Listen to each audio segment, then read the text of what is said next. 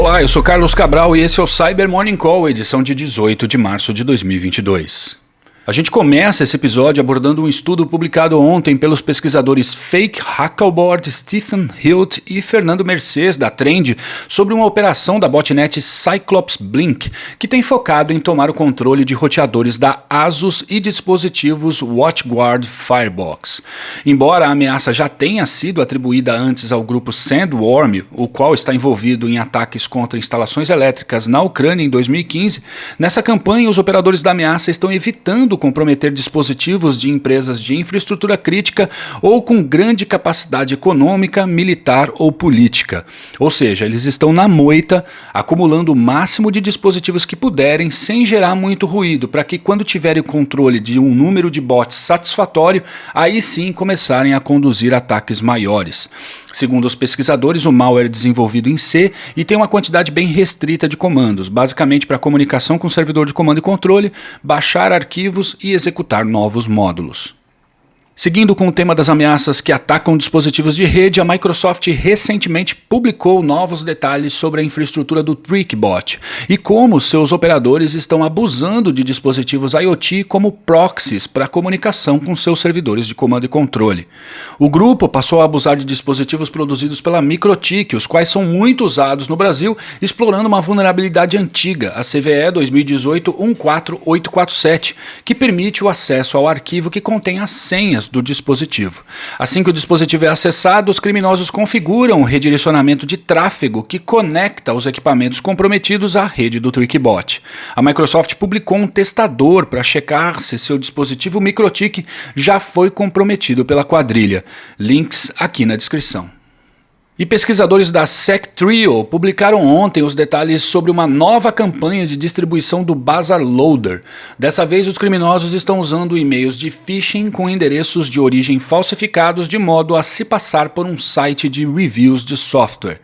De acordo com os pesquisadores, o e-mail tinha como destinatário um time de desenvolvedores de software que provavelmente tinham interesse no conteúdo da mensagem, o que indica que a campanha estudada foi direcionada. Como é comum as campanhas do Bazaar Loader, o e-mail direciona os usuários para o download de um arquivo ISO que contém um arquivo LNK, responsável pelo início do processo de infecção.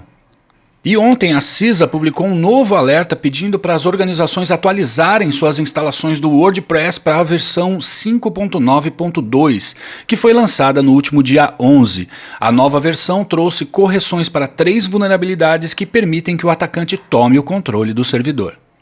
E o pessoal de análise de ameaças do Google detalharam ontem a atividade do Exotic Lily, um Initial Access Broker com uma operação grande e diversificada.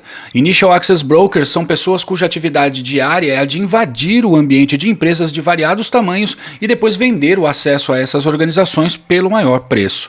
Os Initial Access Brokers usam as mais variadas técnicas para conseguir o acesso ao alvo, desde ataques de engenharia social até o uso de Zero Days. Segundo a equipe do Google, o Exotic Lily conseguiu obter o acesso a alvos em campanhas baseadas no envio de cerca de 5.000 e-mails por dia para até 650 organizações em todo o mundo. Para ganhar a confiança das vítimas, os criminosos criam personas nas redes sociais e dão manutenção a essas contas de modo a parecerem reais. Foi observado também um alto nível de interação humana com os alvos, algo incomum em gangues com operações em grande escala. Embora o Exotic Lily opere como uma entidade autônoma, os pesquisadores identificaram vários indicadores que sugerem que sua atividade possui uma aproximação grande com os operadores do ransomware Conti. E pesquisadores da Mandiant recentemente descreveram novidades sobre um novo rootkit para sistemas baseados no Unix, focado em caixas eletrônicos e mantido pelo grupo catalogado como UNC 2891.